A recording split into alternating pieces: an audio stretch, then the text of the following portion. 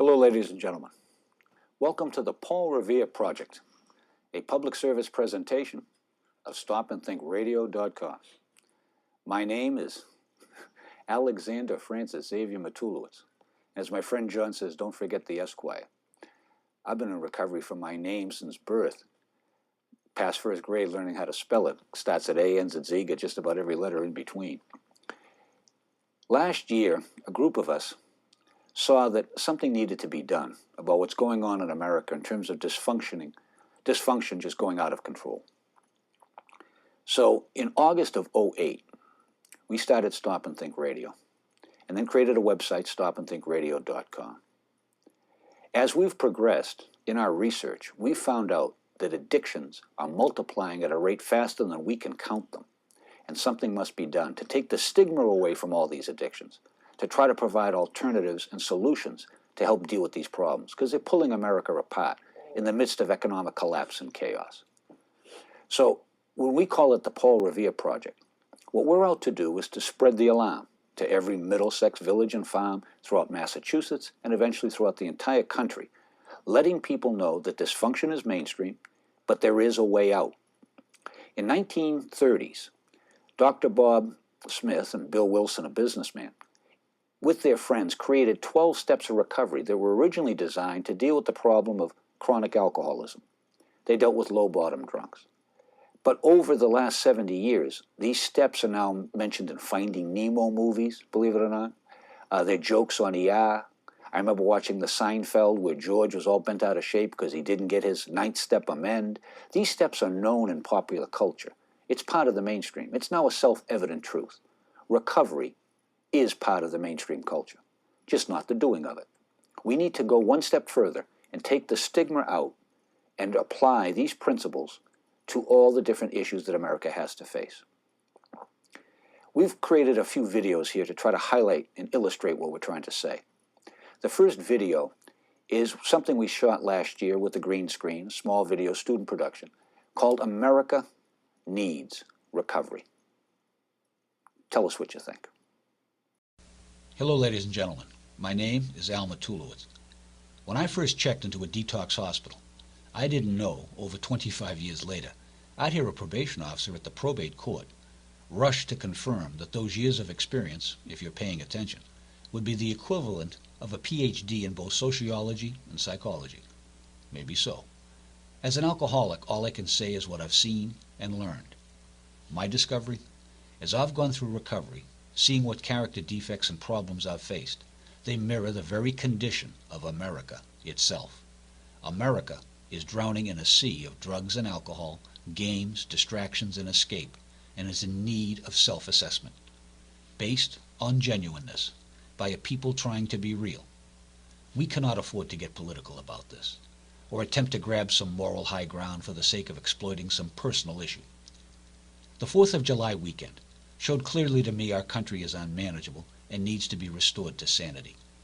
If there's no proper patriotism in America, then what good is there in continuing to call it America? Speakers everywhere, including the candidates, waxed on about patriotism, what it means, what it requires. This country needs to go to summer school to improve its failing grade. In both Time magazine and in Sunday's parade, Barack Obama and John McCain weighed in with their thoughts. One of Obama's earliest memories is of his mother reading to him the first lines of the Declaration of Independence. McCain wrote that patriotism is a love and a duty, a love of country expressed in good citizenship. No nation is any greater than its people, and no people are any greater than their dream. Whether economic turmoil, terrorist attack, or some other outside influence beyond our control threatens the American dream, we, as citizens, must recognize that we forfeit the right to the pursuit of happiness if we let the dream be corrupted or defiled or fail to act responsibly. Our candidates declare sacrifice for the common good. Haven't we lost that and need to recover it? Years of me-decade, greed is good, and the acceptance of decadence have taken their toll. A cause greater than self-interest. Well, why not the survival of our very way of life? It seems under siege by a veritable plague of selfishness. It shows itself in everything, from corporate excesses, a worshipping of sports so twisted we vandalize in the millions when our team wins, to the uncontrolled lawlessness amidst our youth who have no conscience. These editorials speak a challenge, framed by our presidential candidates themselves, hopefully accepted by a remnant of the responsible. Join the fray. Prepare your minds for action. It's time to start to face the future or be destroyed by it. By starting right, first and foremost, let's stop and think. Thank you. As you can see from that video, some might call it out of date because it was filmed before the election. But as you can see, the issues still survive. And the issue of the patriotism of America needing a reinstallation, needing a refurbishing, needing a reinvigoration, so to speak, is certainly there. What kind of case can be made, and what should we do? Last year, we had a student production filmed at Westfield State College.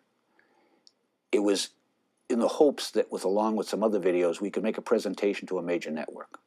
We tried the lottery ticket, it didn't work. What we're trying to do now is through stopandthinkradio.com, enlist your support by coming onto the site and enlisting as part of our army to create credibility so as to approach the Obama administration to get their help in approaching a major network to walk America through the steps of recovery. The next video was filmed at Westfield State, and it makes the case for recovery and for the fact that we should walk America through these steps of recovery, and that maybe, in fact, I'm the man for the job. Check it out and tell me what you think. Hello, America. Welcome to the Case for Recovery. My name is Alexander Francis Xavier Matulowicz. As one postman told me, boy, what a test. Have you ever had to recover from your own name?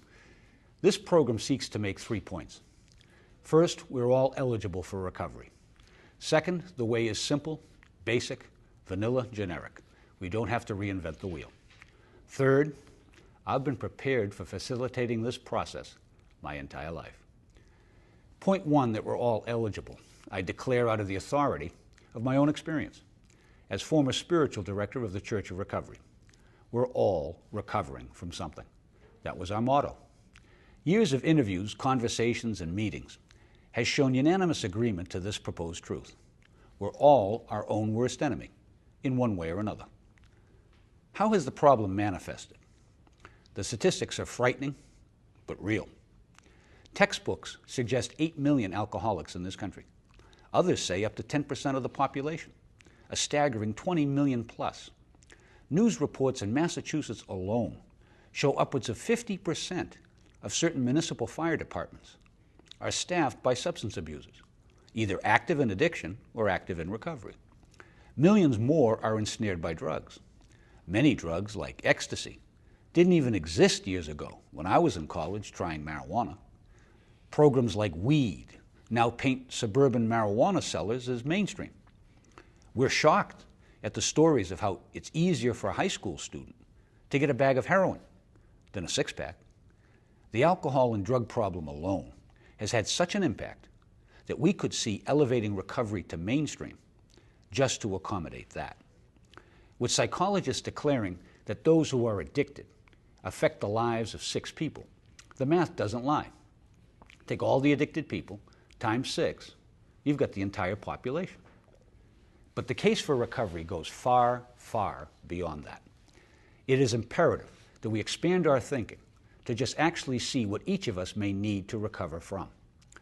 Gambling used to be something you did in Las Vegas or with a bookie. Now you get exasperated in line at the convenience store while everyone in front of you is playing their number, buying scratch tickets, or getting their weekly lottery fix. Along with this proliferation has come the inevitable social cost. In 1958, elderly pensioners weren't blowing their Social Security checks on one-armed bandits. High school kids didn't dream of making a fortune endorsements for the World Poker Tour. Governments now have a vested interest in promoting gambling, even though they acknowledge the cost through addiction is staggering. Obesity is at the danger level for our youth, we're told. The health statistics scream warnings. Perhaps they can be reached and responded to in the privacy of their own living room by walking through these steps. Lives are being lost, folks, and casualties are mounting.